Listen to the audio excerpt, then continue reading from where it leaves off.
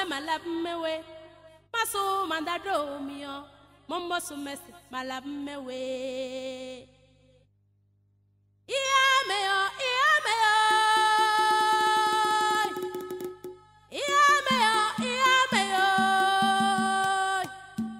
Iya, iya, iya, iya mena. Mombo sume malab mewe. Masu mandado mio. Mombo sumesi malab mewe.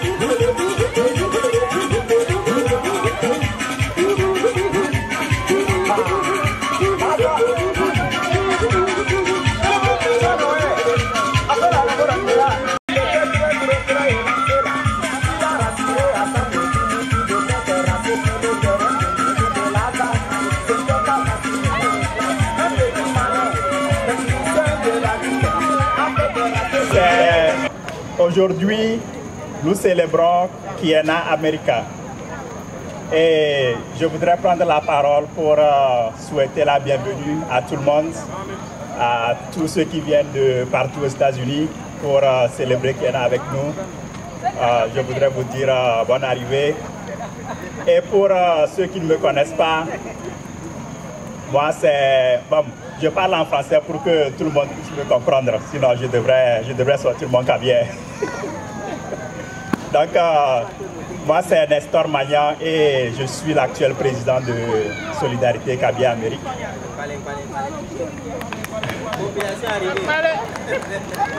Donc, je sais bien que ce week-end, tout le monde aurait pu être quelque part, mais vous avez tous choisi de nous joindre ici pour célébrer Kiena avec nous.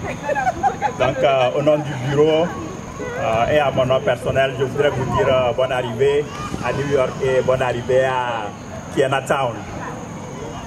Donc, tout a été déjà installé. Chacun peut se servir. On va manger.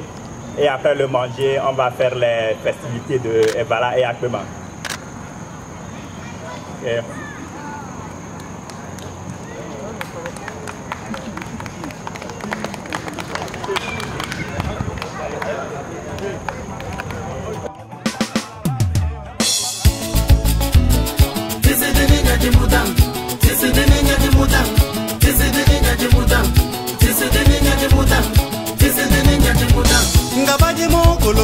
Kuluwade wiyo hang bela jono lori li di endana mbesungo ndabase mbesungo ngidu le maludi yo na mbese mangwa bela jono kuluwade wiyo hanam kujongu lambiye wiri mandena mana wiri mandena mana wiri mandena mana ye wiri mandena mana ye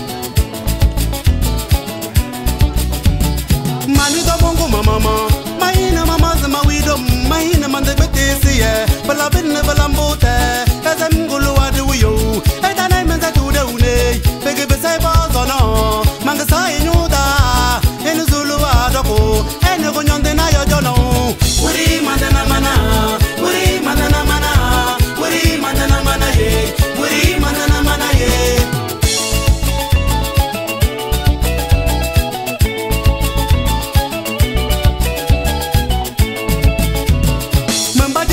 mama kive mi danande jule eve bi janda unditide pako mi jimu beleko mei webe de gbagba jimu chalem dabuwe jimu jide wi dabuwe jimu ba kondong bela go mi zaki dodo lala nya lumlimne lala nya zudo lala nya jotu wondu pako ma ba jo ba walum minda we wondu jamiye mamba we jimu jamiye osa nam no da malake osa nam be mambo wuri mandana mana wuri mandana mana wuri mandana mana wuri mandana mana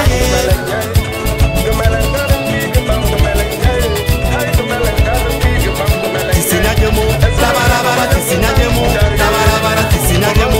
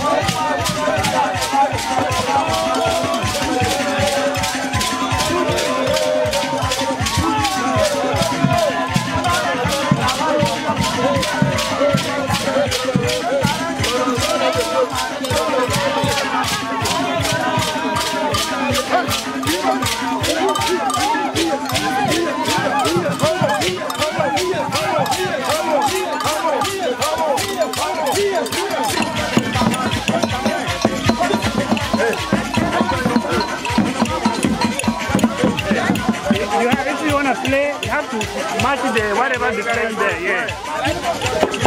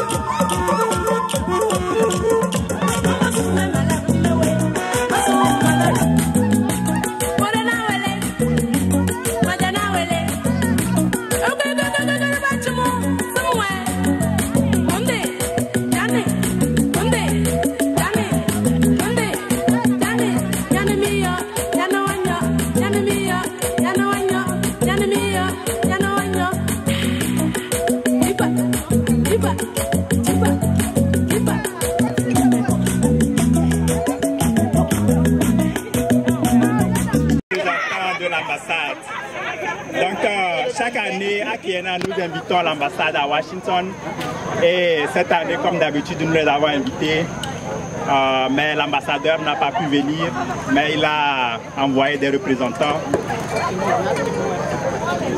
Mais il y a le temps qui les presse, donc les représentants de l'ambassade veulent partir bientôt. Donc je vais les inviter à dire un mot à la communauté. Donc parmi nous, nous avons M. Boukari, qui est le comptable au niveau de l'ambassade à Washington. Et nous avons M. Pouli, qui est le chargé des affaires consulaires à l'ambassade. Et aussi nous avons parmi nous M. Salifou, qui est le chauffeur de l'ambassade. Et les trois sont parmi nous aujourd'hui. Comme ils sont pressés par le temps, je vais les inviter à nous dire un mot avant de partir. Okay. Nous sommes honorés.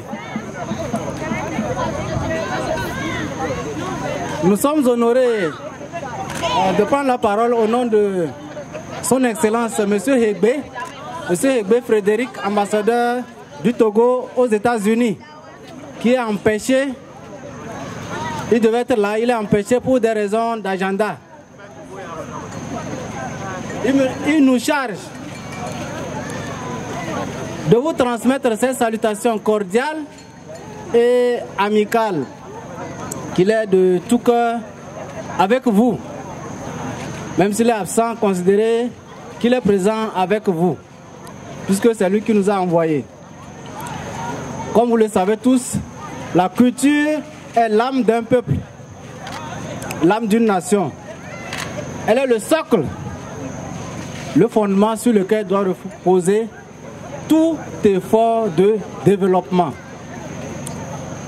Ainsi donc, au-delà de l'aspect festif, la cérémonie de cet après-midi, Kiena, doit servir de fondement pour impulser un élan de patriotisme constructif pour bâtir notre Togo que nous aimons tous. Chacun et chacune d'entre nous est appelé à apporter sa pierre. Pour notre part, nous formulons le vœu que cette rencontre contribue à, n'est-ce pas, renforcer la solidarité, la cohésion dans la communauté togolaise. Et ce, quelles que soient nos différences. L'ambassade est solidaire de tout ce que vous entreprenez dans l'intérêt de la diaspora. Nous sommes donc disponibles à vous écouter et à discuter avec vous de toutes les difficultés, de tous les défis auxquels vous faites face au quotidien. Je ne vais pas être trop long, je vais me limiter là pour vous permettre, pour vous donner le temps de continuer la fête qui est si belle déjà. Vive la culture togolaise, vive la diaspora togolaise aux États-Unis. Je vous remercie.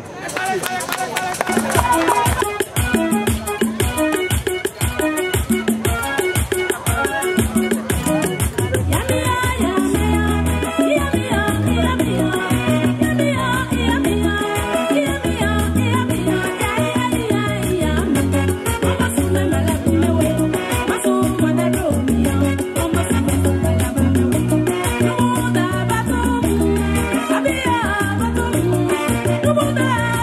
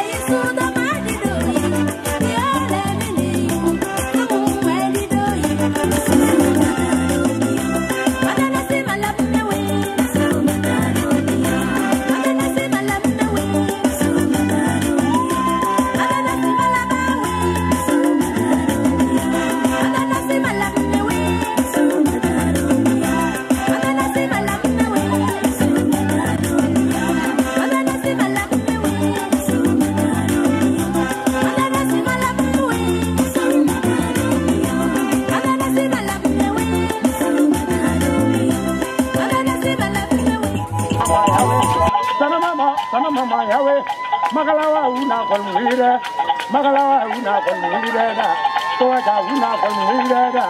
Haje mayana bilabiyo, nada majema matobiyo, majema la boa matobiyo. Sada buda tuwa wila lewabe, sada buda tuwa wila lewabe. Sangdem sena kabanema, kareme jendo nenela, kareme jendo nenela. Jadi dia boa kababa, sangdem boa kababa. Dia boa kababa, low me jendo nenela, mandala me jendo nenelio. Besi nyengele nungwana, bela jola nyengele jayem, evebi jola nyengele jayem, ere imasi nyengele jayem. Baba sugoi babandato, eya solum babandato, ejari ya solum babandato, eilali ya solum babandato, aru solum dilena, eilali ya solum dilena, eleiwe heiwe, eleiwe heiwe, eleiwe heiwe. Tere wa mongo majina jewuna, tere wa mongo majina jewuna, malamono da jamuna, megbe mandaliko sisi, mulutu dansa tawona, manyo dansa tawona, ndoyo muru kalu jaba, ela manja kalu tende, benye insi unoda, wiri ya bela kumbolo, wiri ya bibi kumbolo doro, wiri ya bakumbolo, avela mba ya bakumbolo, kele ya mba ya bakumbolo doro. Babosu ya, kalea babosu ya, kalea babosu ya, bagalu saya, bagalu mong, bagalu jaya, kalea maya bagalu saya, avela bana mas bagalu saya, elei wong, ahei kalanu banang, ahei belanu banas, nono abalan feye, elei beli feyo, ego maeranu do.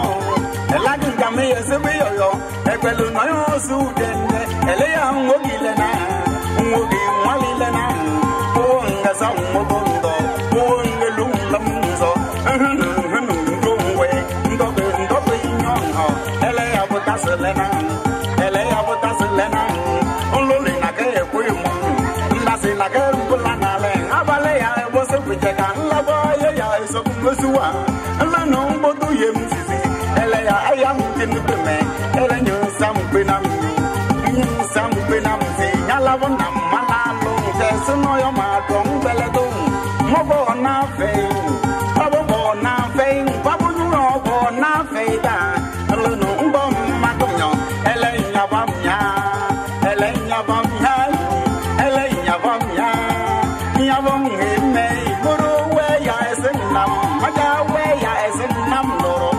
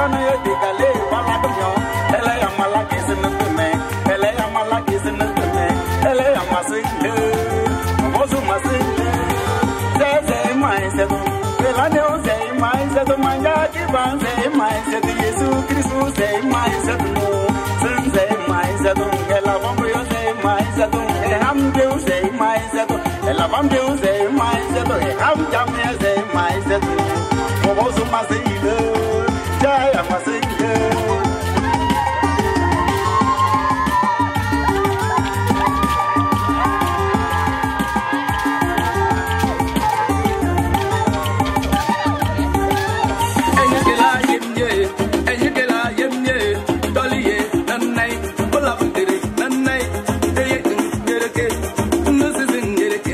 Ndove kunyong jereke, hejara de ben kulunga.